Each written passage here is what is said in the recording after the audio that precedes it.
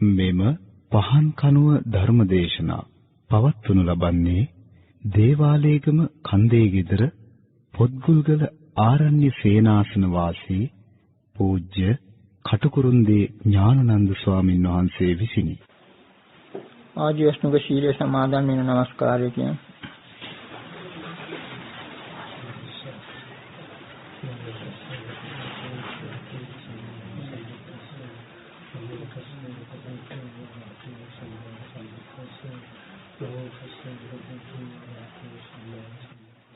බුද්ධං शरणं गच्छामि ධම්මං शरणं गच्छामि සංඝං शरणं गच्छामि ဒုတိယံ පි බුද්ධං शरणं गच्छामि ဒုတိယံ පි ධම්මං शरणं गच्छामि ဒုတိယံ පි සංඝං शरणं गच्छामि တတိယံ පි බුද්ධං शरणं गच्छामि တတိယံ පි ධම්මං शरणं गच्छामि တတိယံ පි සංඝං शरणं गच्छामि शरण गमनं संपूर्णं पानातिपाता वैरमणि सिक्खापदं समादियामि अदिन्नादाना वैरमणि सिक्खापदं समादियामि कामेषु मिच्छाचारा वैरमणि सिक्खापदं समादियामि मुसावादा वैरमणि सिक्खापदं समादियामि पिसुना वाचा वैरमणि सिक्खापदं समादियामि परुषा वाचा वैरमणि सिक्खापदं समादियामि संभप्पलापा वैरमणि सिक्खापदं समादियामि मिच्छा आजीवा वैरमणि सिक्खापदं समादियामि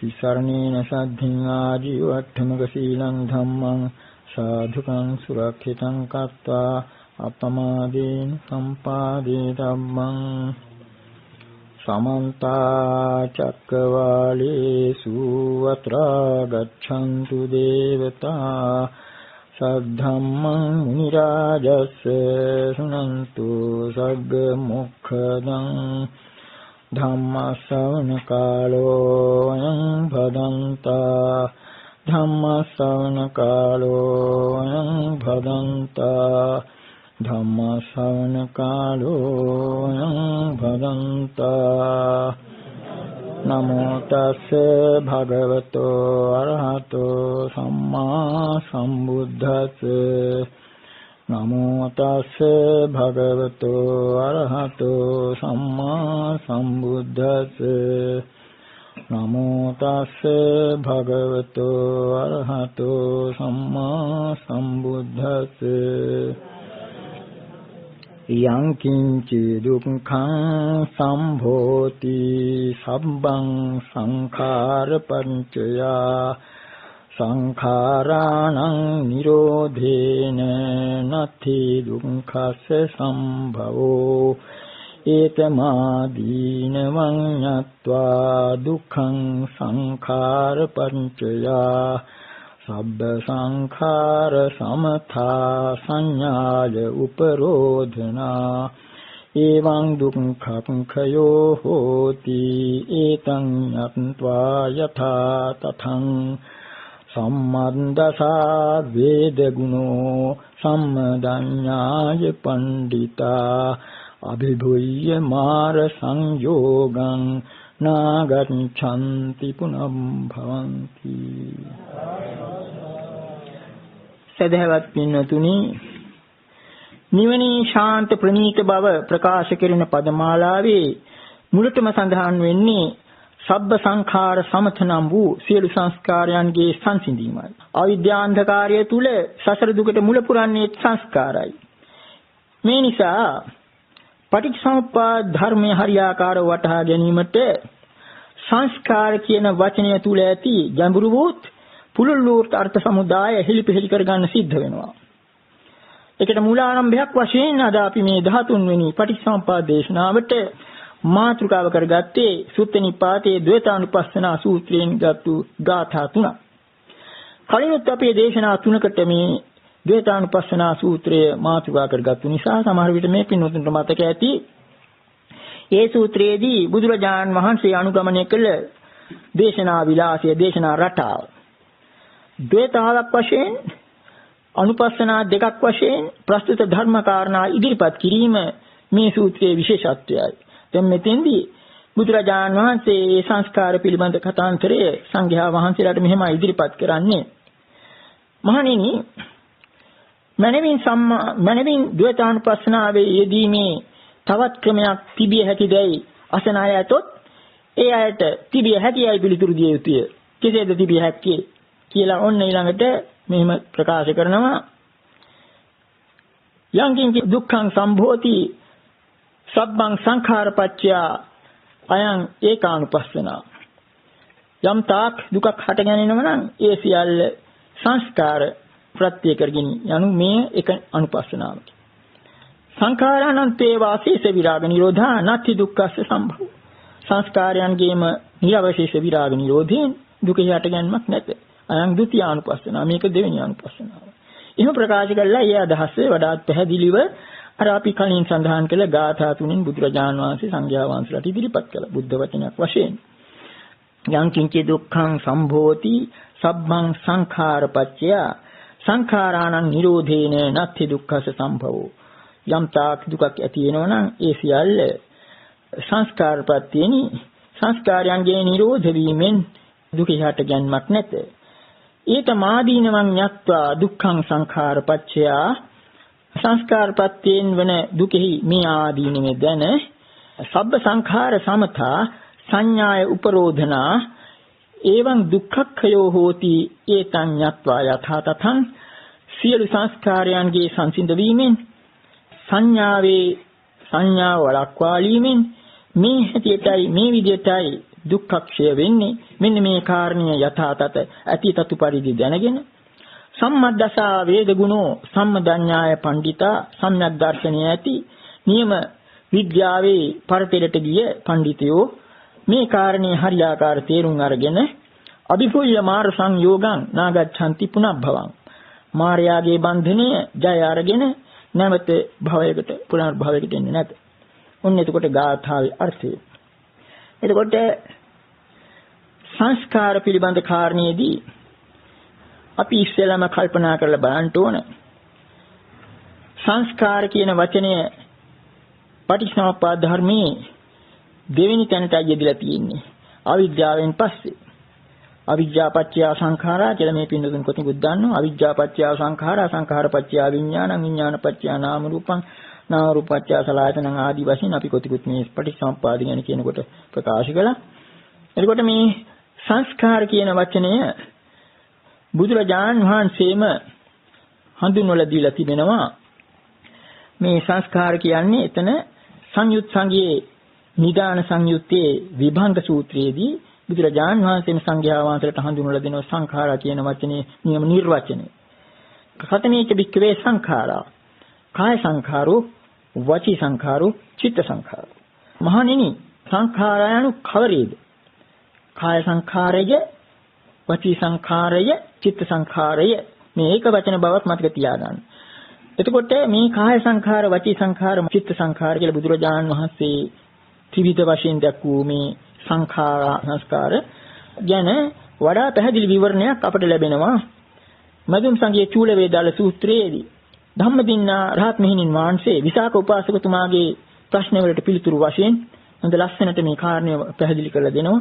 ඉස්සලාම විසාක උපාසකතුමා අහනවා මොනවද මේ කාය සංඛාර මොනවද වචී සංඛාර මොනවද චිත්ත සංඛාර කියන එක අහුවාම ඒකට ඒ ධම්මදින්න අරහත් මිහින් වහන්සේ ප්‍රකාශ කරනවා අස්සාත පස්සාසකෝ ආවසෝ විසාක කාය සංඛාරෝ විතක්ක ਵਿਚාරා වචී සංඛාරෝ සංඥාච වේදනාච චිත්ත සංඛාරෝ. මේක තේරුම අවත්නි විසාකයේ ආස්වාස ප්‍රස්වාස දෙක කාය සංස්කාරයකි.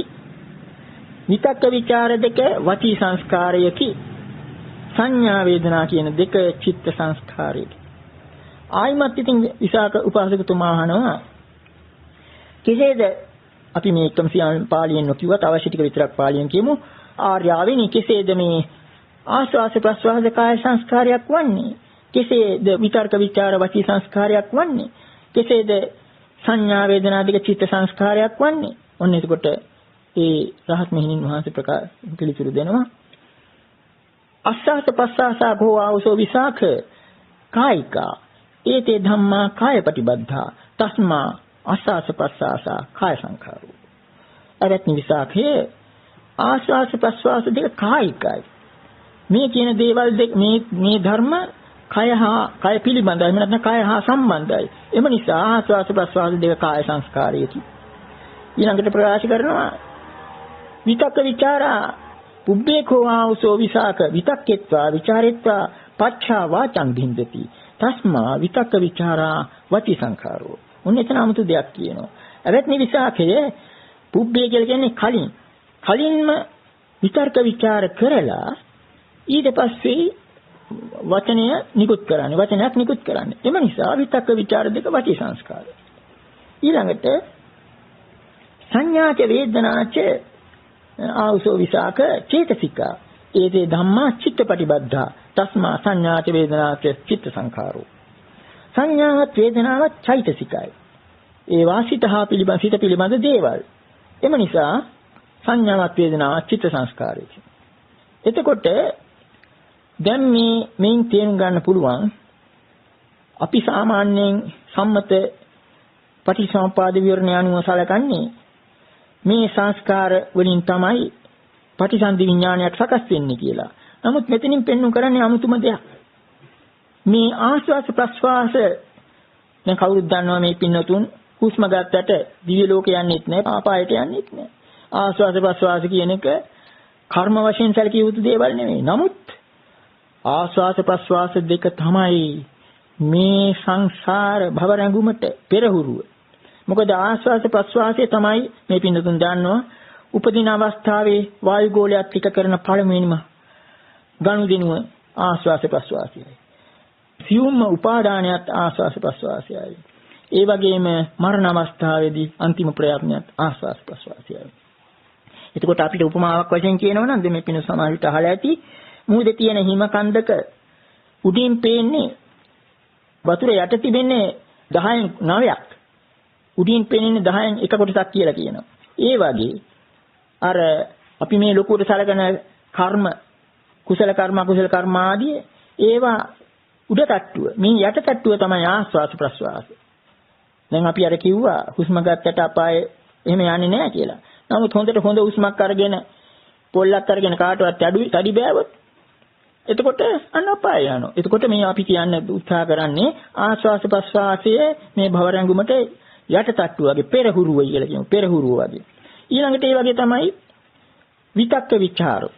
එතන විශේෂයෙන් කියුණා. කලින් විතක්ක ਵਿਚාර කරලායි වචනයක් පිට කරන්නේ.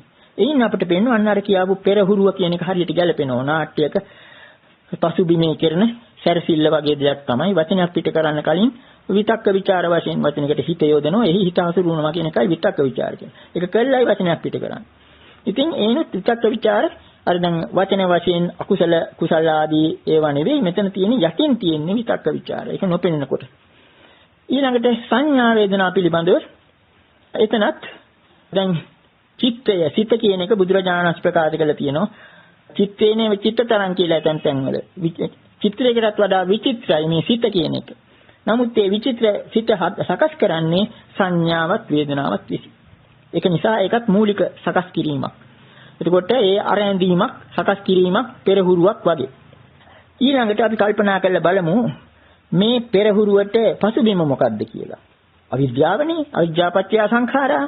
ඒක කොටිකුත් මේ පින්නතුන් දන්නව. නමුත් ඒකත් අර කියාපු විභංග සූත්‍රයෙන්ම උපුටා දැක්වුවත් බුදුරජාණන් වහන්සේ අවිද්‍යාව කියන වචනේ තෝරන හැටි දුක්ඛ ඥානං, දුක්ඛ සමුදය ඥානං, දුක්ඛ නිරෝධ ඥානං, දුක්ඛ නිරෝධගාමිනී පටිපදා ඥානං කියලා කියන්නේ සත්‍ය චතුරාර්ය සත්‍ය පිළිබඳව නොදැන්. අඥානං කියන්නේ නොදැන්මනේ. ඒකයි එතකොට පසුබිම. ඒ අන්ධකාර පසුබිමේ තමයි ඔය පෙරහුරුව කෙරෙන්නේ. ඔය ආස්වාස ප්‍රස්වාස, විතක්ක ਵਿਚාර, සංඥා වේදනා. එතකොට මේ පෙරහුරුව මොකක් සඳහාද කියන එක ඔන්න ඊළඟට ඒකත් විමසලා බලමු. සංඛාර ළඟට තියෙන විඥානනේ, විඥාන ළඟට තියෙන නාම රූපනේ. මේ දෙක ගැන අපි කොටිකුත් කතා කරලා තියෙනවා. ඒ විඥානියත් නාම රූපයත් දැන් අර පොතපතේ තෝරන්නේ පටිච්චසමුප්පාද කියනකොට මේ පටිසන්ධි විඥානයක් ගැන. නමුත් විඥාන කියන එක අර බුදුරජාණන් වහන්සේම තෝරලා තියෙන්නේ අර කියාපු සූත්‍රයේ 6 ආකාරයකට. කතමංච බික්කේ විඥානං, චක්කු විඥානං, සෝත විඥානං, ගාන විඥානං, ජීවහා විඥානං, කාය විඥානං, මනෝ විඥානං. එතකොට විඥානේ 6 ආකාරයයි එතන විඥානේ. ඒ වගේම විඥානය කියන එක එහෙම තේරුවා. නාම රූප කියන එකේ විවරණය අපි කලිනුත් කියලා තියෙනවා. සාරිපුත්ත හාමුදුරන්ගේ වචනේ මෙතන බුදුරජාණන් වහන්සේගේ වචනෙන් කිව්වොත් එහෙම. කතමංච බික්කේ නාම රූපං වේදනා සංඥා චේතනා පස්සෝ මනසිකාරෝ ඉදං උච්චති බික්කවේ නාම. චත්තාරෝච මහා භූතා චතුන්නංච මහා භූතානං උපාදාය රූපං ඉදං උච්චතාවසෝ ඉදං උච්චති භික්කවේ රූපං. ඔන්න තේරුව ඇති බුද්ධ වචනේ. එතකොට ආයර අපි ඉස්සෙල්ලා කිව්වාගේ පස්සේ ඉස්සරහට දාන්න බෑ. වේදනා සංඥා චේතනා පස්ස මනසිකාර කියන ඒ නාම ධර්ම පහ. අපි අර ඇඟිලි පහට සමාන කරේ. වේදනා ඊළඟට ඒක මෙතන නොයෙකුත් විදිහට මේ පසු කාලීනව තේරුවත් චත්තාරෝච මහා භූතා චතුන්නංච මහා භූතානං උපාදාය රූපං කියලා කියන්නේ සතර මහා භූතයින්ට සාපේක්ෂකව එහෙම නැත්නම් ඒවා උපාදානය කරගෙනයි රූප කියන ඒ සංකල්පය තියෙන රූප සංඥාවක් තියෙන්නේ. එතකොට එක පැත්තකින් විඥානය අනිත් පැත්තෙන් නාම රූප. ওই දෙක අතර තමයි අර අපි කොටිකුත් කිව්වේ දියසුලිය එහෙම නැත්නම් මේ කුත්තාකාරයෙන් කියන ඒ භව රැඟුම තියෙන්නේ. මේ දෙක අතර අඤ්ඤමඤ්ඤ පච්චේතාව කියලා කියන්නේ ඒකයි. එතකොට මේ අඤ්ඤමඤ්ඤ පච්චේතාවට පෙරහුරුවක් වශයෙන් තමයි අන්න අර කියාපු ඒව හඳුන්වලා තියෙන්නේ කාය සංඛාරෝ, වචී සංඛාරෝ, චිත්ත සංඛාරෝ කියලා ඒක වචනේ.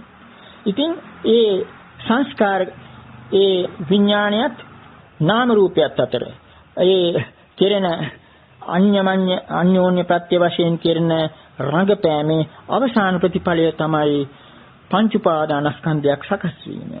මොකද ඒ විඥානයේ තියෙන අර දෙකක් හැටියට සැලකීමේ අපි මේ කොටිකුත් මේ පින්නතුන මතක් කරලා දීලා ඇති මේකුත් විදියේ උපමා දාන් යදිල්ල ක්‍රිකට් ක්‍රීඩාව මේකුත් ඒවයින් අපි පෙන්නවා දෙපිලක් වෙලා කරන මෙන්න මේ රංගුම තුලයි භවය පවතින්නේ. පැවැත්මක් කියන එකක් අන්තිමට සකස් වෙන්නේ. පංච උපාදානස්කන්ධයක් මේක තුලින් පෙරලා යන්නේ අන්තිමට. ඉතින් මොකද අර සලආයතනය සලආයතන කියන්නේ ඒ එතනත් දෙකක් හැටියට බෙදලා යනවා. අර විඥාණය අර දෙකක් හැටියට වෙන් කර ගැනීම නිසාම සලආයතනය තුල තමයි මේවා නිෂ්පාදනය වෙන්නේ.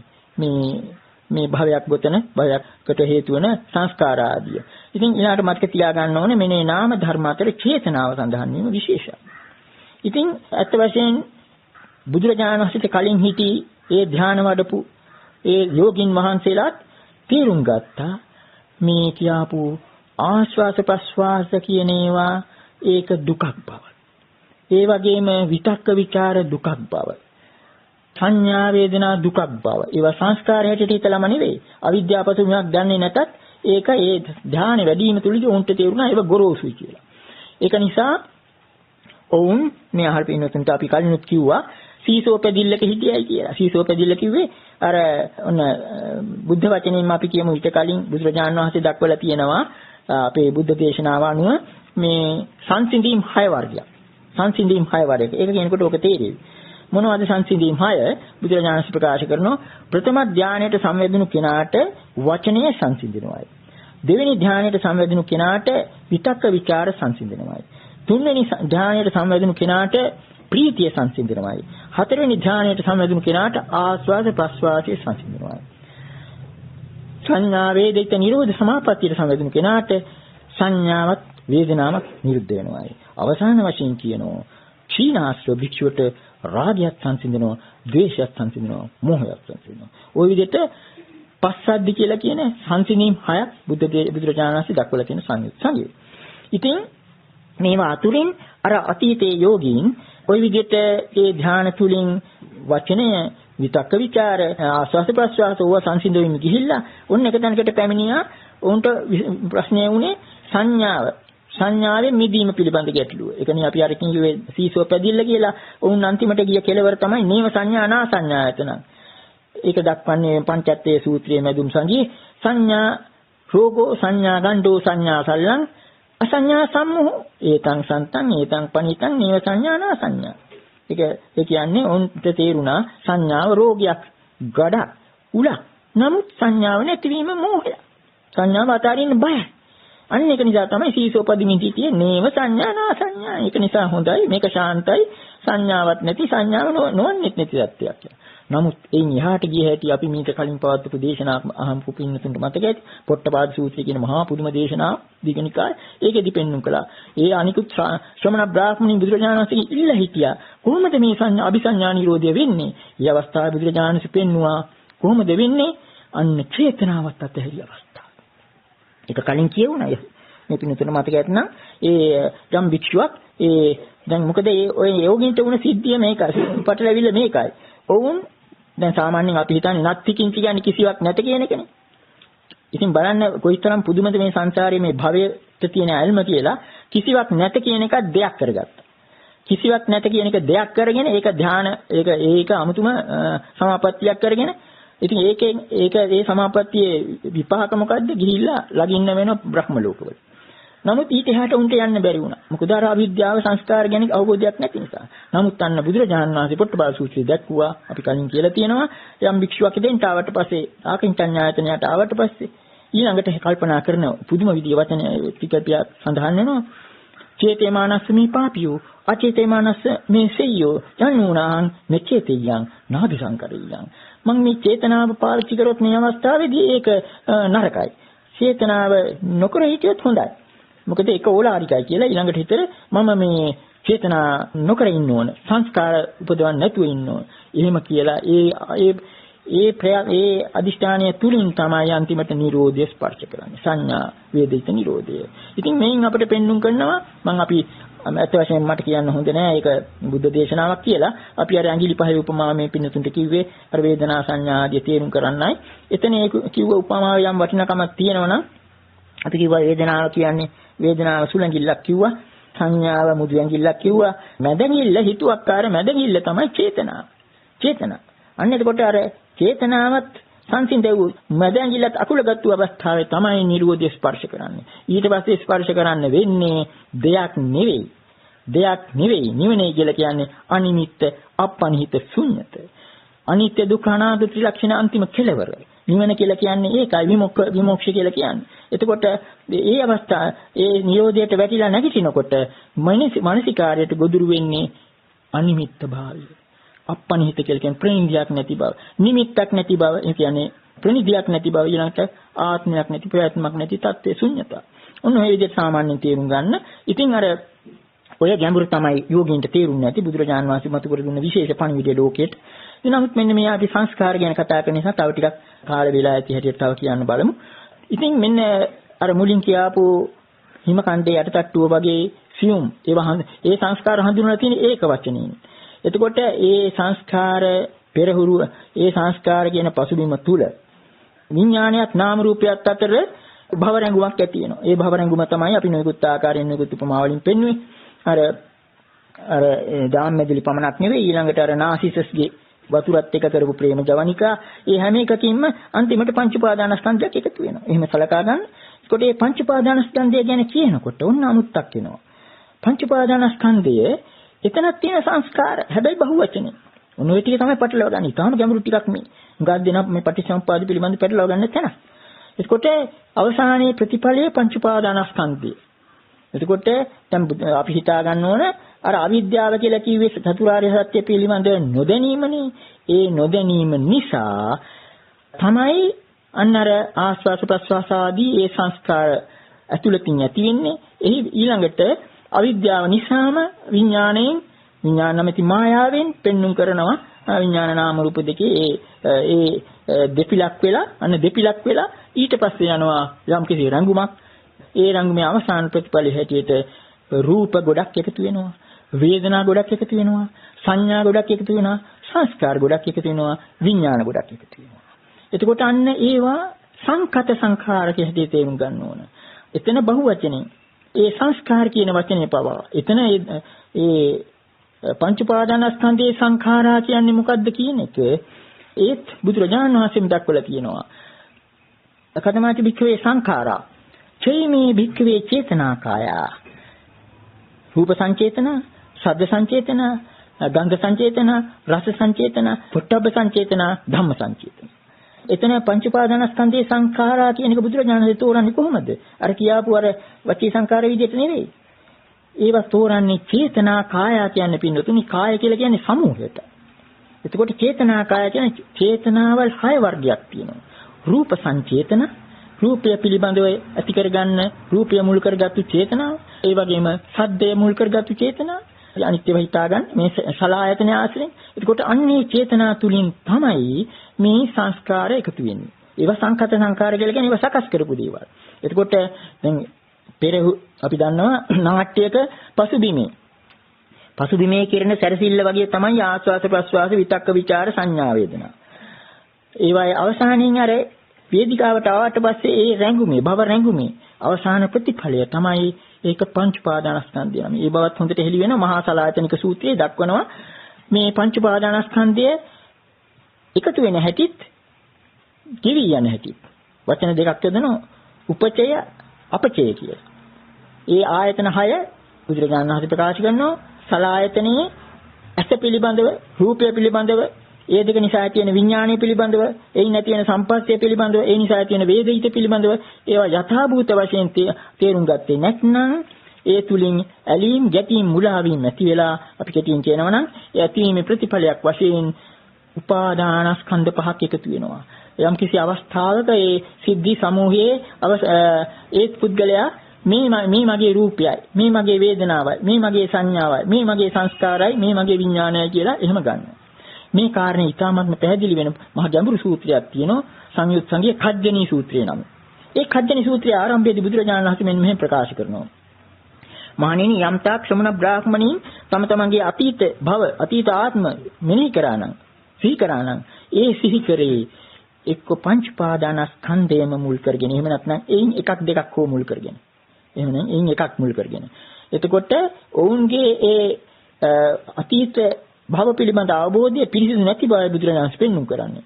ඒ අයට පේනවා අතීතයේ රූප ගොඩක්. ඒ රූප ගොඩ මෙන්න මමයි කියලා හිතා ගන්නවා. අතීතයේ මම හිටියා. අතීතයේ මා හිටියා කියලා කියන්නේ ඒ අතීතයේ ස්මරණය අනුස්මරණය කරනකොට ඒ කියන්නේ අතීතය සලකනකොට රූප හැටියට හිටිච්ච. ඒ වගේම වේදනා ආදිය.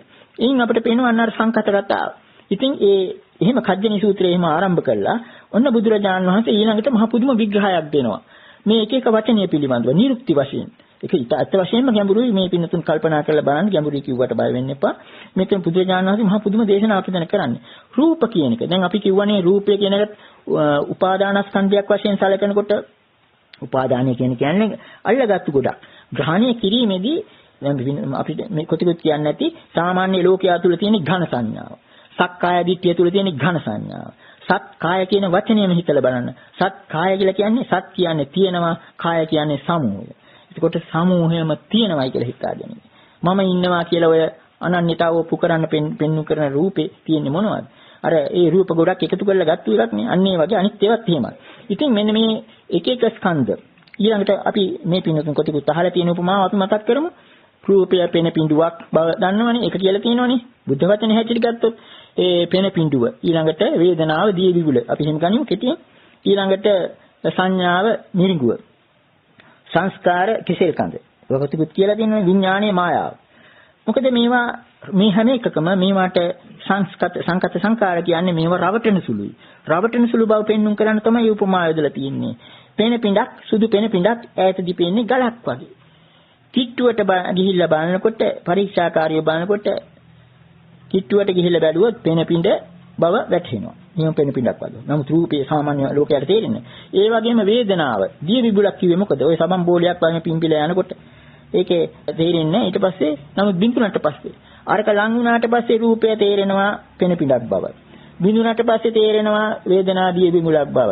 පස්සෙන් එළෝගෙන ගිහිල්ලා ළඟට ගියහම ඔන්න මිරිඟුවක් තේරෙනවා මිරිඟුවක් බව. ඊළඟට කෙහෙල් කඳ පට්ට ගහලා පතුරු ගහලා බැලුවාම ඒවා පතුරු ගහන තුරු අරටුවක් තියෙනවා. යහුවට පස්සේ තේරෙනවා අරටුවක් නැහැ. විඥානයත් ඇතුළත දැක්කට පස්සේ මේ මායාව නැහැ. එතකොට බුද්ධ වචනය අනුව මේ උපමා දුන්නේ ඊටාම ගැඹුරු මේ විදර්ශකයාට යම් අවස්ථාවක වැටහෙන විදියට. ලෝකයා ඒක පිළිගන්න සූදානම් නැහැ. නමුත් දැන් මෙතෙන්දී අපි කියන්න ගියේ මේ එකක්. අර කියාපු රූප වේදනා ආදී පුදුම විදියට නිරුක්තියක් දෙන බුදුරජාණන් වහන්සේ. කිංච බික්කවේ රූපං වදේත. මහණෙනි රූපය කියලා කියන්නේ කුමකටද? රුප්පතීති කෝ බික්කවේ රූප තස්මා රූපන්ති උච්චති. රුප්පණය වේ යන අදහසින් ඒකට රූපය කියලා කියනවා. ඊළඟට බුදුරජාණන් වහන්සේ මේක විග්‍රහ කරනවා. කේන රුප්පති. සීතෙන පිරුප්පති, උන්නේන පිරුප්පති, දිගච්ඡා පිරුප්පති, පිපාසා පිරුප්පති, ධංසමක සවාතාතප සිරින් සපේන රුප්පති කියන්නේ මේ රූපය කියලා අපි ගත්තු මේ අපි හිතමු කය කියලා. මේක රුප්පණය වෙනවා මොනවයින්ද රුප්පණය වෙන්නේ? සීතල, උෂ්ණ, බඩගින්න, පිපාසය, පසිමදුරු වදුරු මේ රුප්පණය කියන වචනේට වචනයක් සොයා ගන්න අමාරුකමට අපි ඒක ඇතැම් අවස්ථාවල කිව්වා ඉද්දෙනවා කියලා. මේ වැඩේ තියෙන්නේ සමහර ප්‍රදේශවල මේ අපි හිතමු මෙහෙම තුවාලයක් තියෙන කෙනෙක් කවුරුවත් තුවාලේ උද්දන මොකද ඒකට කියන්නේ රිද්දවනවනේ රිද්දවනවා කියන එක ඒක ඉද්දෙනවා කියලා සමහර විට කියනවා. එතකොට බුදුරජාණන් වහන්සේගෙන් අදහස් කරේ මේ රූපය තුවාලයක්. කාය ගැන අවධානය යොමු වෙන්නේ අන්න අර කියාපු සීතල දැනකොට උෂ්ණ දැනකොට කුසගින්න දැනකොට ඒකනේ ඉතින් මහ පුදුම ගැඹුරක් මේ තියෙන මේ රුප්පණය වෙනවා කියන වචනේ. රිද්දෙනවා වේදනා දැන් රිද්දෙන අර්ථයෙන් වෙනකට රූපය කියලා බුදුරජාණන් වහන්සේ. ඔන්න ඊළාට වේදනා කියන එක තෝරන්නේ වේදියතිති. විඳිනවා කියන ඒ අදහසින් වේදනා කියන. ඒක තේරුම් ගන්න අපහසු නෑ. ඊළඟට සංජානාති සංඥා කියන එක තෝරන්නේ සංජානාති හඳුන ගන්නවා. අරකට කියමු වේදියති මොකද්ද වේදනා විඳින්නේ කියලා අහනවා බුදුරජාණන් වහන්සේ. විඳින්නේ සැප දුක් නොදුක් නොසුව. ඒකට වේදනා කියන එක තෝරන්නේ විඳින්නේ කියන අර්ථයෙන් වේදනාව වෙනවා. විඳින්නේ මොනවද? සැප දුක් නොදුක් නොසුව. ඊළඟට සංඥාව කියලා කියන්නේ සංජානාති හඳුන ගන්නවා. මොනවද හඳුනගන්නේ? නිල්ය කියලා, රතුය කියලා, කහය කියලා, සුදුය කියලා වර්ණ වශයෙන් හඳුන ගන්න. ඔන්න සංඥා හඳුන්වපු හැටි. ඔන්න එනවා සංඛාරා ගැන හැදින්නේ. ඒක ඊටාම ගැඹුරුයි. ඒක 아무තු විදියට බුදුරජාණන් වහන්සේ තෝරන්නේ. සංස්කාර තෝරන්නේ මෙහෙම. සංඛාරේ කිංච බික්කවේ සංඛාරේ වදේත සංඛතං අபிසංකරොන්ති इति සංඛාරා. සංඛාරා මහණෙනි සංඛාරා කියන්නේ කුමකටද? සංඛතං අபிසංකරොන්ති इति සංඛාරා. සංඛතය අபிසංස්කරණය කරන අර්ථයෙන් ඒකට සංස්කාර කියනවා. මෙතන අபிසංස්කරණය කරනවා කියලා කියන්නේ ක්‍රියාපදයට අවශ්‍ය හැටියට අපිට කියන්න පුළුවන් වෙසසින් සකස් කරනවා කියලා. සංස්කාර කියන එකේ තියෙන සකස් කිරීම. අபிසංස්කාර කියන්නේ වෙසසින් සකස් කිරීම. එතකොට මෙතෙන්ද මේ පංච උපාදානස්කන්ධයේදී මේ සංඛාර කියන එක තෝරන්න කියලා බුදුරජාණන් වහන්සේ ප්‍රකාශ කරන්නේ සංඛතං අபிසංකරොන්ති इति සංඛාරා. සංඛතය අபிසංස්කරණය කරනවායි කියන අර්ථයෙන් මේකට සංඛාර. ඊළඟට අහනවා කිංච සංඛතං අபிසංකරණ. ඔන්න ඔතන ඊළඟට මහා ගැඹුරක් තියෙනවා. රූපං රූපත්තාය සංඛතං අபிසංකරොන්ති. රූපය බවට සංඛතයක් කොට සංස්කරණය කරනවා. ඒ වගේම වේදනං වේදනත්තාය සංඛතං අபிසංකරොන්ති. වේදනාව බවට සංඛතයක් බවට පත් කරනවා සංස්කාර. ඊළඟට සංඥාවත් සංඛතයක් බවට හිතා ගන්න ඊළඟට වෙන එකක් තියා සංස්කාර පව. සංඛාරේ සංඛාරත්තාය සංඛතං අபிසංකරොන්ති इति සංඛාරා. මහා පුදුම එකක් ඔය උගතුන් කරකැවිලා යන විදිය දෙයක්. ඒක සංස්කාර පදේ එතන තෝරන්නේ සංඛාරේ සංඛාරත්තාය සංඛතං අபிසංකරොන්ති इति සංඛාරා. ඒ කියන්නේ සංස්කාර බවට සංකතයක් වශයෙන් සකස් වූවක් හැටියට සකස් කරන අර්ථයෙන් සංස්කාර. ඊළඟට විඥාන ගැන කියත් විඥානත්තාය සංකතං අபிසංකරණ. විඥානේ බවට පමුණුවන්නේ. මේන් අපිට පේන මේ සංඛාර කියන වචනේ වැදගත්කම. මේ හතර වෙන කියන මේ සංස්කාර තුලින් තමයි මේ හැම එකක්ම සංකත තත්වයට සකස් වූ තත්වයටපත් වෙන්නේ. ඒකට ලෝකයා ඉන්නේ සංකත තත්වයේ තුලයි. ඒ සංකත තත්වයේ තුලයි ලෝකයා ඉන්නේ. එතකොට මේ ඒක සංකතය කියලා කියන්නේ අර සකස් කරපු බව ඝන සංඥාව තුල ලෝකයට වැටෙන්නේ. ඒ ඝන සංඥාව වටහන පෙන්වු කරන්න තමයි බුදුරජාණන් ශාර උපමා දුන්නේ පෙන පිට මිරිඟුව ආදී වශයෙන්. ඉතින් ඔන්න ඔය අபிසංස්කාර කියන වචනේ අපි ඒක ගැනත් යමක් කියමු. දැන් මෙතෙන්දී අපට මතුවුණා වචන කීපයක්.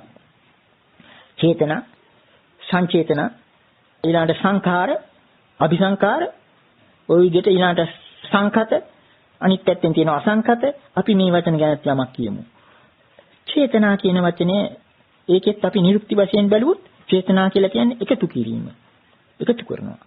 දැන් චේතනාවේදී මේ පින්නතුන් හිතා ගන්න පුළුවන් සංඥාවෙන් යම් සංඥාවක් ලැබෙනවා. ඊළඟට වේදනාවක් ඉස්සෙල්ලා එනවා. වේදනාව අනුව අපි සංඥාවක් ගන්නවා. සංඥාව අරගෙන අපි ඊළඟට අර ක්‍රියාත්මක වෙනකොට අර ඔක්කොම දිව එකතු කරලා ගන්නවා. චේතනාව අපි හිතුවක්කාරය කියලා කිව්වේ චේතනාව. එතකොට ඒ චේතනාව තුල එකතු වෙනවා. සංචේතනා කියලා කියන්නේ අන්න අර කිව්ව රූප සංචේතනා, ශබ්ද සංචේතනා වශයෙන් රූපය දෙයක් හැටියට හිතලා ඒ අනුව චේතනාව ඇති කරගන්නවා. ශබ්දයේ දෙයක් හැටියට අරගෙන ඒ අනුව චේතනාව ඇති කරගන්නවා. එහෙම හිතාගන්න. ඒකයි අර සංඛාරා කියන පදේ පංච උපාදානස්කන්ධේ සංචේතනා කියන වචනෙන් තීරුවේ බුදුරජාණන්. චේතනා කාය, චේතනා හයක් තියෙනවා. රූප සංචේතන, ශබ්ද සංචේතන. ඔන්න එතකොට සංචේතන ගැන යමක් කිව්වා.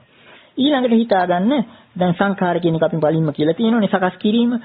ඒක ගැනත් යමක් කියනවනම් දැන් අත්‍ය වශයෙන් ಭಾರತೀಯ ඉතිහාසයේ ඒ ශාස්ත්‍රීය සාහිත්‍යයේම දන්න අය දන්නවා ඔය නඩු නිලියන් වේදිකාවට එන්න කලින් කරන අංග සංස්කාර අංගවල මූණ ලක්ෂණ කරන එක එක විදිය දැන් කාලේ ඉතින් ඔය ටෙලි නාට්‍ය බලන අයට අමුතුන් කියන්න දෙයක් නැහැ. මිනිහා අඳුර ගන්නත් බෑ ඒ වේදිකාවට ආවම. ඒ අන්නේ කරන රැවටිලි ස්වභාවය සංඛාර කියන වචනේ තියෙන ශ්‍රවටන ස්වභාවය. රවටන ස්වභාවය ඒ වගේම ව්‍යාජ ස්වභාවය. එතකොට ඒ සංස්කරණය කිරීම කියන එක ඕක නාට්‍ය ආශ්‍රයෙන්ුත් යදෙනවා. ඒ වගේම තවත් ඒ විදිහම රවටන එකක් තමයි මේ පින්වතියන් විශේෂයෙන් දන්නවා ඇති. මේසෙට එන්න කලින් කරන සංස්කරණය කුස්සියේදී ආහාර පිළිවෙල ඒවටත් කියනවා පාළියේ දැන් සංඛතියෝ කියලා කියනවා. සංඛතියෝ සුසංඛතං භෝජනං කියලා කියන හොඳට සකස් කරපු භෝජනය කියලා කියන්නේ මේසෙට ආවම අඳුරගන්න බෑ කොහෙන් ආපු එකක්ද කියලා. අන්න ඒ වගේ එතනත් රැවටිල්ල. ඒකට සංඛාරා කියන වචනේ ওই රැවටිලි ස්වරූපය තියෙනවා.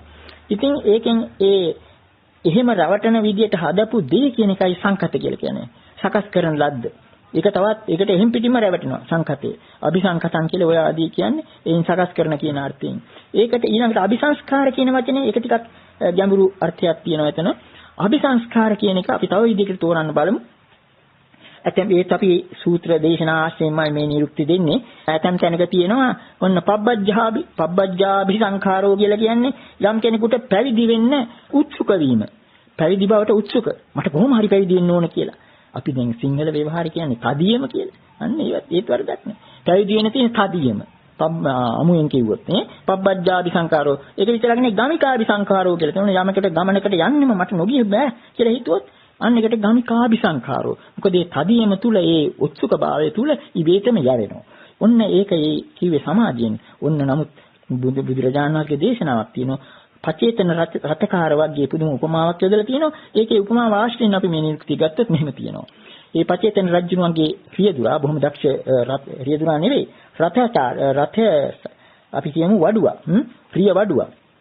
රිය වඩුවා රෝද දෙකක් හැදුවා. එක රෝදයක් මෙහෙම සඳහන් වෙනවා. රෝදයක් පෙරළුවා. රෝදයක් පෙරලෙනකොට ඒ රෝදයට කැවෙනවනේ යම් ජවයක්. ජවයක් කැවෙනවනේ. ඊළඟට මෙහෙම සඳහන් වෙනවා. යාවත අபிසංඛාරස්ස ගති තාවතා ධාවිත්වා සිංගුලායිත්වා පපති. ඒ රෝදය ඒ අபிසංස්කාරය තුලින් අபிසංස්කාරය කියන්නේ අර කියාපු රෝදයට කැවු ජවය යම් තාක් තිබුණාද ඒ ජවය ඇති තාක් රෝදය පෙරලිලා ගිහිල්ලා අන්තිමට කරකැවිලා චුරුඬු ගිහිලා එතනම වැටුණා. අපිට ඕන කරන්නේ මේ අபிසංස්කාර කියන වචනේ. ඒකට අන්න අර අபிසංස්කාර කියන එකේ තියෙන අර ජවය, තදියම, උත්සුක බව. ඉතින් මේ ඒකම තමයි ඔය කර්ම ගැන කියනකොට නිතරම වගේ අபிසංඛාර කියන වචනේ යොදන්නේ. කාය සංඛාරං අபிසංකරෝති. වචී සංඛාරං අபிසංකරෝති. මනෝ සංඛාරං අபிසංකරෝති. ඔය කියන්නේ මොකද? අන්න එතෙන්දි තමයි විපාක කර්ම විපාක පක්ෂයට අහු වෙන්නේ. ඒක අර ප්‍රබල චේතනාව හරියට මෙදිලා තියෙනවා. අර අපි කියවනේ හුස්ම ගත්ත පළියට පාව යන්නේ නැහැ කියලා. නමුත් මෙතෙන්දී නම් ඒ වයින්ෙත් මේ පින්නතුන්ට අපි කෙටියෙන් කිව්වොත් මේ පින්නතුන් කොටිකුත් අහලා තියෙනවා.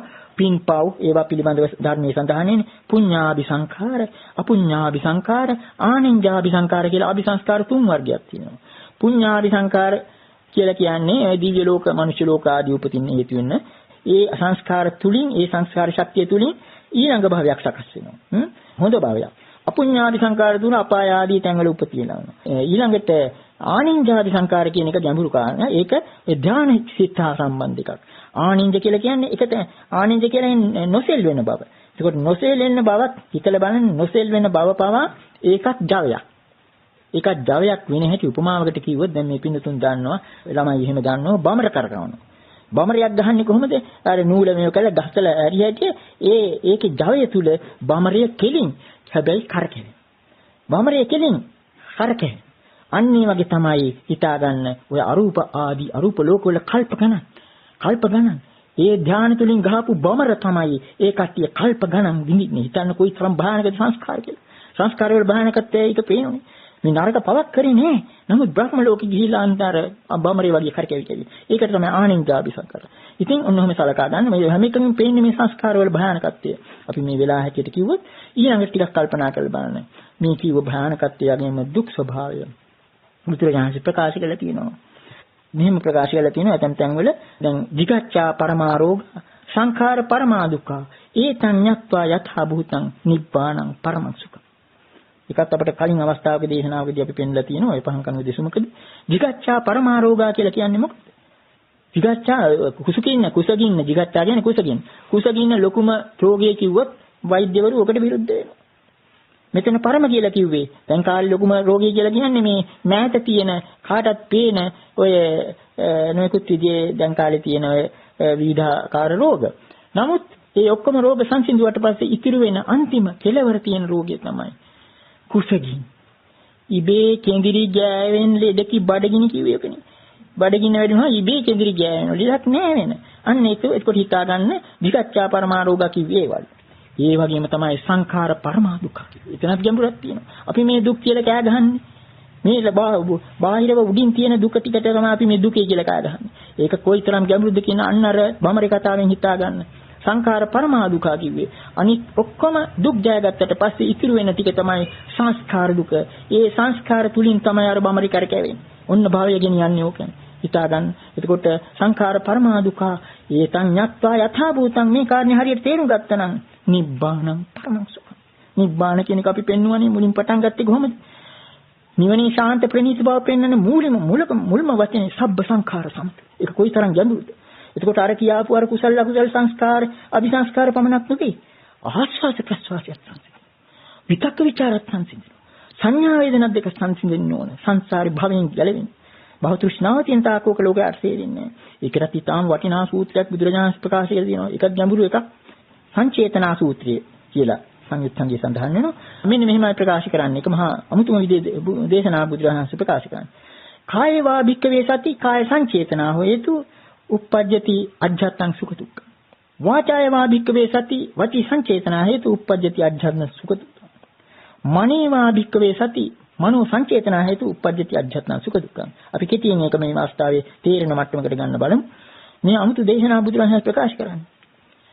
කය කියලා දෙයක් ඇති කල්හි කායවා සති කියලා කියන්නේ කයක් ඇති කල්හි කාය සංචේතනා හේතු ඒ ඇත්තා වූ කය පිළිබඳ චේතනාව සංචේතනාව නිසා ඇතුළත සැප දුක් ඇති වෙනවා. වාචාය විකවේ සති වචනය කියන එක භාෂාව කියන එක වාග් ව්‍යවහාරය කියන එක ඒකට අපි සත්‍යතාවක් දුන්නොත් වචී සංචේතනා හේතු වචනය පිළිබඳ සංචේතනා නිසා ඇතුළත සැප දුක් ඇති වෙනවා.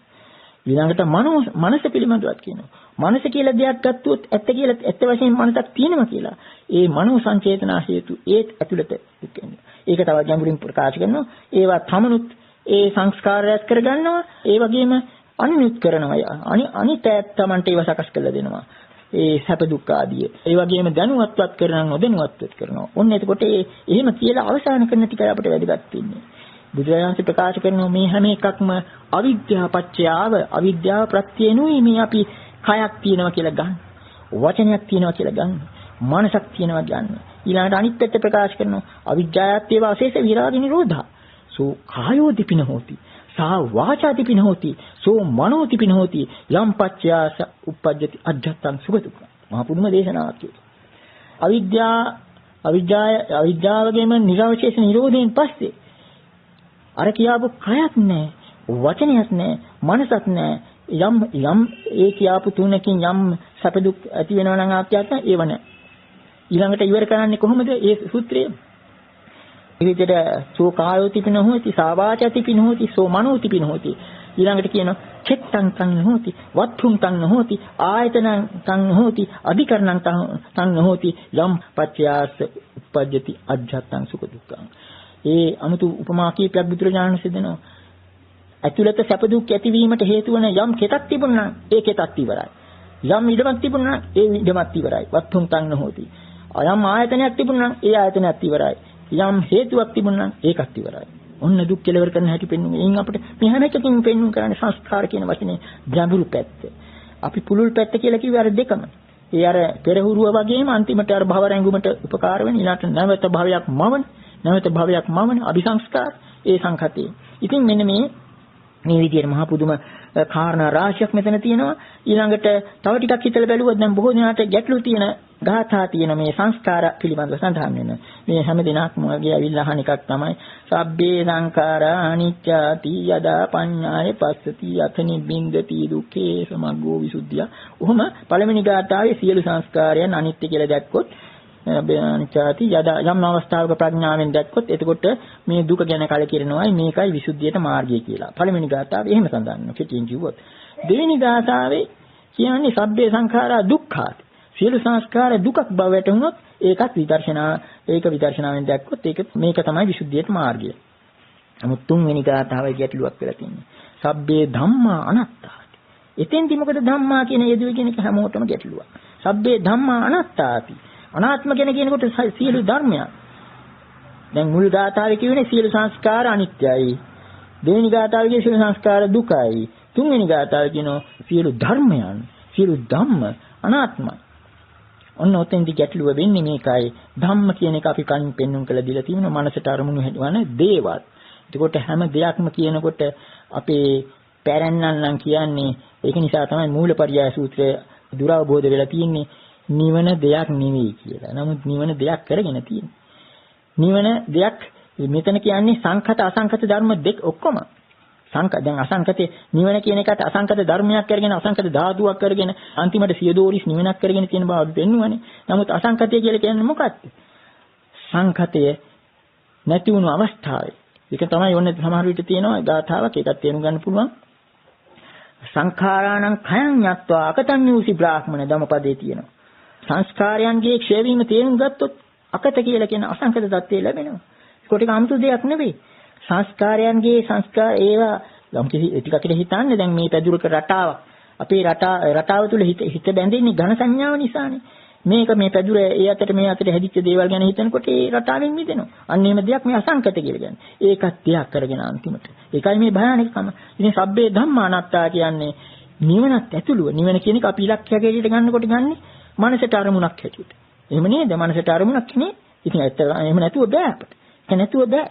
නමුත් අවසානයේ ඒකත් දෙයක් කරගත්තොත් අන්න අර යෝගීන්ට විච්ච දෙයමයි වෙන්නේ. නැත්තිකින් කියන එක කිසිවක් නැත කියන එකක් දෙයක් කරගත්ත වගේ නිබ්බාන කියන එකක් දෙයක් කරගත්තොත් එතන ඉඳලා මඤ්ඤණාරව තුල ආයි සංසාරයට එනවා. හරිම ගැඹුරු ධර්මයක්. මහ පුදුම ධර්මයක්. ඒකට අසංකත කියන එක ඒ විදිහට තේරුම් ගන්න අරකයි. ඉතින් ඔනික තමයි ඊළඟට ඇත්ත වශයෙන් බුදුරජාණන් වහන්සේ අර අනේක ಜಾති සංසාරං ආදී ගාථා ඉවර කරේ විසංඛාර ගතං චිත්තං තණ්හානං khයමංචක. එතන 아무තු වචනයක් එතන විසංඛාර ගතං චිත්තං. සිත සංස්කාරයට නතු වෙලා තිබුණු සිත විසංඛාර වුණා. සිත මිදුණා. චිත්ත විමුක්තිය ප්‍රකාශ කරන වචනය. විසංඛාර ගතං චිත්තං. සිත සංස්කාරයන්ගෙන් මිදුණා. ඒකනේ අර චේතන අபிසංස්කාර ඇතෑරිය හැටිය නිරෝධය ස්පර්ශ කරයි කියන්නේ. ඒක තවත් පැත්තකින් කියනවනම් දැන් ඔය විසංඛාර ගතං චිත්තං කියන වගේ තමයි ඇතැම් තැන්වල තියෙනවා විඥානංච අනාභිසංකච්ඡ විමුක්තං කියලා. විඥානීය සාමාන්‍යයෙන් ලෝකයාගේ විඥානේ සංකතයි සකස් කරපු දේවල්. අර ඒක කියන්නේ නමුත් යම් වෙලාවක ඒ සංස්කාරයන්ගෙන් මිදුනොත් නාම රූප සංස්කාරයෙන් මිදුනොත් ඒකට කියන නම මේ පිනුතුන් අපි කියලා තියෙනවා අනිදස්සන විඥාන. අනිදස්සන විඥාන. නාම රූපයක් පෙන්වු කරන්නේ නැති විමුක්ත විඥානය තමයි අනිදස්සන විඥාන. එතකොට අනාභිසංකච්ඡ විමුක්තං කියලා කිව්වෙමයි. ওই විදිහට අසංකත කියලා ඔය කොයි වචනෙන් කියන්නේ 아무තු දෙයක් නෙවෙයි එතන. අර ඝන සංඥාවෙන් මිදලා රාජ සංඥාව තුලින් අර විමම්ම අවස්ථාවක විමුක්තිය ලැබුණා. ඉතින් තවත් කාරණයක් මෙතෙන්දී මේ පින්නතුන්ට මතක් කරගන්න ඕන. අපි අර මුලදී අවධාරණය කළා කාය සංඛාරෝ, වචී සංඛාරෝ, චිත්ත සංඛාරෝ. නමුත් කර්ම ගැන කතා කරනකොට එන්නේ අමුතුම තුනක්. සුළු වෙනසක් තියෙනවා එතන. කර්ම ගැන කතා කරනකොට බහුවචනයක් එනවා. කාය සංඛාරා, වචී සංඛාරා, නමුත් චිත්ත සංඛාරා නෙවෙයි මනෝ සංඛාරා. උතනත් යම් ගැටලුවක් තියෙනවා. මොකද දැන් අපි කියවනේ අර ආස්වාස ප්‍රස්වාස, විතක්ක ਵਿਚාර, සංඥා වේදනා ආදී යටටට්ටු වෙයි කියලා. නමුත් මේක උඩ තට්ටුවට එන්නේ අන්න මනසට තැනක් ලැබුණාම. මොකද මනසට අරමුණ ධම්ම. මනසට එන අරමුණ තමයි ධම්ම. ඒ මනසට එන අරමුණ දෙයක් කරගත්තු අවස්ථාවේ තමයි චේතනාවල්ලි. චේතනාව හිතුවක්කාර මැදැඟිල්ල ක්‍රියාත්මක වෙන්නේ මනසට එන අරමුණ. ඒක නිසා තමයි දැන් ටිකකට හිතන්න අපි මේක පෙළගස්සලා ගත්තොත් අපි ඉස්සෙල්ලා කිව්වේ කාය සංඛාරෝ, වචී සංඛාරෝ, චිත්ත සංඛාරෝ. නමුත් ඊට යටින් ලියන්න වෙනවා කර්මය ගැන කතා කරනවා නම් පුනර්භවයක් සකස් වෙන කර්ම ගැන කතා කරනවා නම් කාය සංඛාරා බහුවචනේ. වචී සංඛාරා. නමුත් තුන්වෙනි එක චිත්ත සංඛාරා නෙවෙයි. ඒක මනෝ සංඛාරා. මොකද අර පංචේන්ද්‍රියන්ගෙන් ගත්තු ඒවා හිතට එනකොට ඒක දෙයක් කරගෙන ඉවරයි.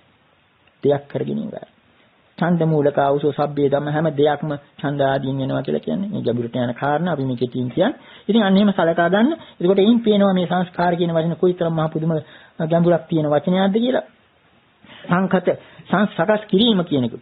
මේ සකස් කිරීමට යටින් තියෙන තණ්හාව. තණ්හාවයි. ඒකත් තමයි දැන් වල බුදුරජාණන් වහන්සේ ප්‍රකාශ කරනවා අවිද්‍යා සම්පස්සජේන වේදිතේන පුත්තස්ස අසුතවතු පුසුජුත ජනස්ස උප්පජ්ජති තණ්හා තතෝ ජෝසංසෝ සංඛාරෝ. අවිද්‍යාව විසින් ස්පර්ශ කරන ලද අසුතවත් පෘථග්ජනයාට සාමාන්‍ය පෘථග්ජනයාට තණ්හාවක් ඇති වෙනවා. ඒ තණ්හාව තුලින් තමයි මේ සංස්කාරය තින්නේ. බලන්න ආස්වාස ප්‍රස්වාස කරන්න. අනිත් ඔක්කොම ඇතහැරියත් හුස්ම නොගෙන ඉන්න බැරිද? ඒක තමයි මූලිකම හුස්ම නොගෙන ඒ මූලිකම උපාදානය කිව්වේ ඒකයි. කොයිතරම් මේ මැරෙන අවස්ථාවේ හුස්ම අල්ල ගන්න දඟලනවද?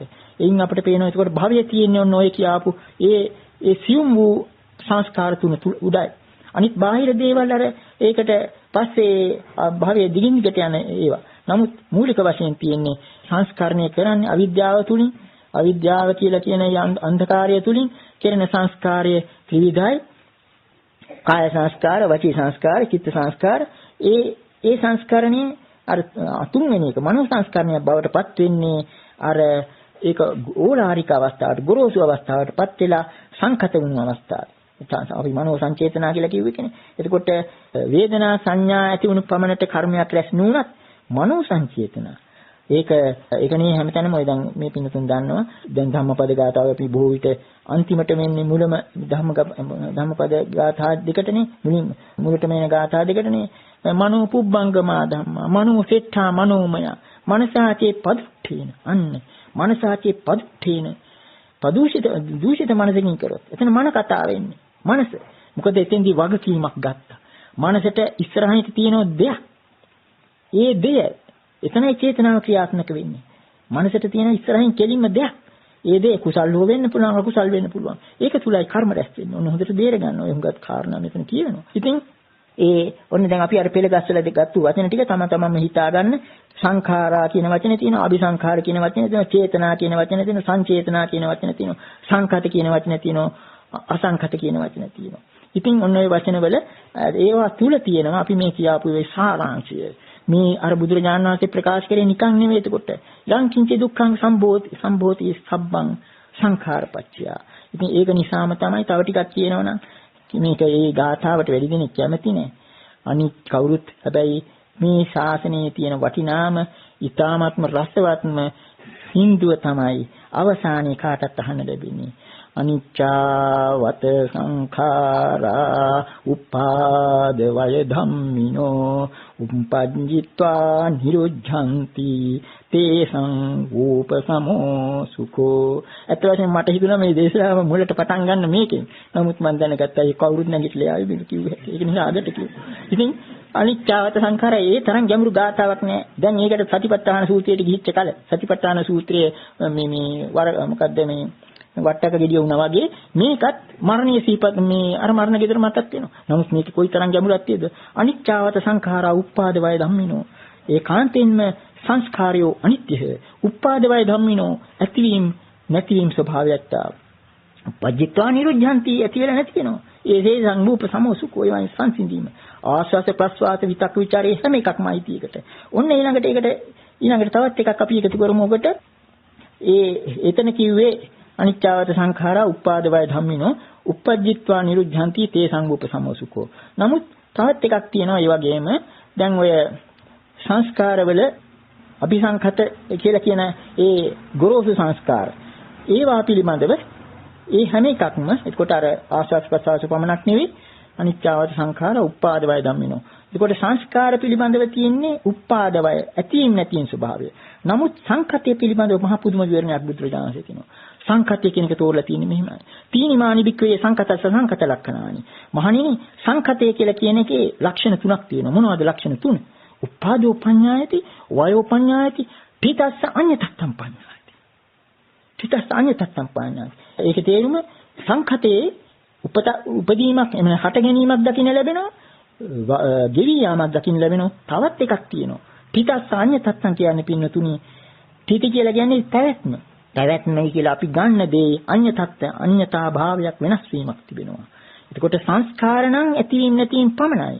නමුත් සංඛතය නම් ඇතිවීම නැතිවීම දෙකට අමතරව පිටි කියලා අපි හිතාගත්තු පැවැත්මක් තියෙනවා. ඒ පැවැත්ම ගැන බුදුරජාණන් වහන්සේ කියන්නේ පිටස අඤ්ඤතප්පං. පිටි කියලා ගත්තු දේ අඤ්ඤතා භාවයට ලක් වෙනවා, වෙනස් වෙනවා.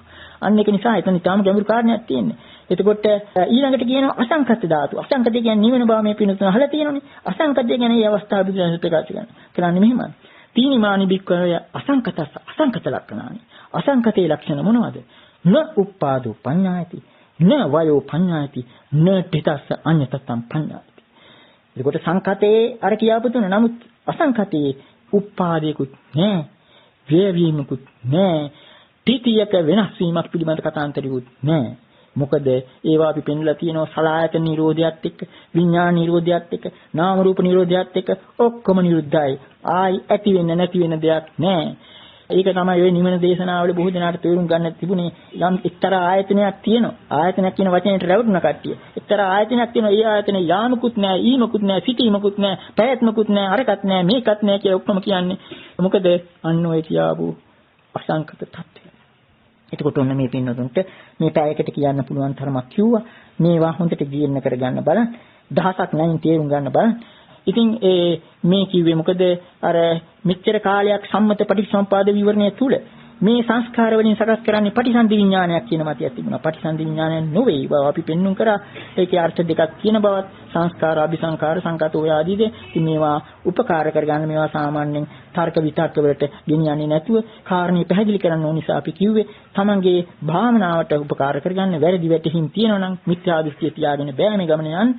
දෘෂ්ටිය කෙලින් කරගන්න උත්සාහ කරන්න මෙන්න මේ කියාපු කාරණා තුලින් ඉතින් අද දින මේ පිනුතුන් කවුරුත් වටිනා ශීලයක සමාදන් වෙලා ඒ වගේම වෙනදා වගේම මා හිතනවා භාවනාව යෙදලා හිටියයි කියලා සති සම්පජාඤ්ඤය දිනු කරගනිමින් ඒ රැස් කරගත් අද දින මේ අසන්ට ලැබුණ විශේෂයෙන්ම විදර්ශනාවට උපකාර වන මේ දේශනාවත් තමන්ගේ බණ භාවනාවට එකතු කරගෙන ඒ තුලින් හැකිතාක් ඉක්මනින් මේ ශාසන පහන් නිවෙන්න කලින් තමන් සෝවාන් සකදාගාමී අනාගාමී අරහත් කියන මාර්ගඵලගතිය දෙන තුමා මහණෙනි සාක්ෂාත් කර ගැනීමටත් මේ පිණුසත් බලය ලැබියෝ ප්‍රාර්ථනා කරනවා. එසේම මෙබඳු මේ දේශනා අවීචේ සිට අකනිටා දක්වා යම් සාක්ෂාත් කෙනෙක් මෙබඳු මේ දේශනා සහ ඒ ශ්‍රවණීය කුසලයක් අනුමෝදන් වීමට කැමැතින් අනුමෝදන් වීම තුලින් ප්‍රාර්ථනීය බෝධිගෙන තුමා මහණෙනි සනසිට්වා කියලා ප්‍රාර්ථනා කරන මේ ගාථා කියන්නේ එත්තාවතා චම්හි සම්පතං පුඤ්ඤ සම්පදං සබ්බේ දේවානුමෝදන්තු සබ්බ සම්පත්ති සිද්ධි සබ්බේ දේවානුමෝදිत्वा බුද්ධන්තු අමතං පදං ආකාශට්ඨා බුම්මඨා පුඤ්ඤන්තං අනුමෝදිत्वा චිරං රක්ඛන්තු ශාසනං ආකාශට්ඨා බුම්මඨා පුඤ්ඤන්තං අනුමෝදිत्वा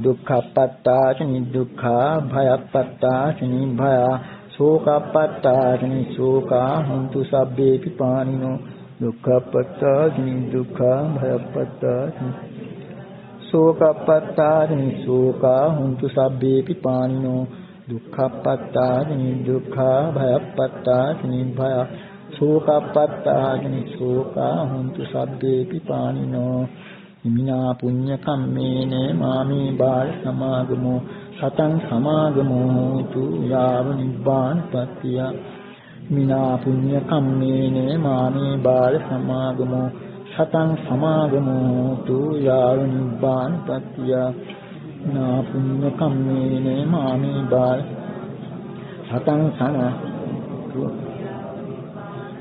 අබ්බීතියෝයි වජ්ජන්තු සබ්බ රෝගෝ විනාශතු මාතේ භවත්වන්තරායෝ සුඛේ දීඝායුකෝ භව භවතු සබ්බ මංගලං රක්ඛන්තු සබ්බ දේවතා සබ්බ බුද්ධානුභාවේන සදා සොත්ති භවන්තු තේ භවතු සබ්බ මංගලං රක්ඛන්තු සබ්බ දේවතා සබ්බ ධම්මානුභාවේන සදා සොත්ති භවන්තු තේ භවතු සබ්බ මංගලං රක්ඛන්තු සබ්බ දේවතා සබ්බ සංඝානුභාවේන සදා සොත්ති භවන්තු තේ අභිවාදන සීලිස නිච්ඡං වද්ධාපචායිනෝ චත්තාරෝ ධම්මා වණ්ඩන්ති ආයුවන්නෝ සුඛං බලං ආයුරාෝග්‍ය සම්පatti සග්ග සම්පatti නීවච අතෝ නිබ්බාන සම්පatti ඉමිනාතේ සමිච්ඡති. ශ්‍රද්ධාවන්ත පින්වතුනි, මෙම ධර්මදේශනාව නොමිලයේ පින්වතුන් අතරට පත් කිරීම අපගේ මූලික බලාපොරොත්තුවයි. පින්වතුන් දැන් සවන් දුන් මෙම දේශනය නොමිලයේ වැඩි පිරිසකට ශ්‍රවණය කිරීමට අවස්ථාව සලසා දීමෙන් ධර්ම දානමය කුසල් රැස් කර ගන්නා මෙන් ශාසනාලයෙන් යුතුව ඉල්ලා සිටිමු. ඔබ සැමට තෙරුවන් සරණයි.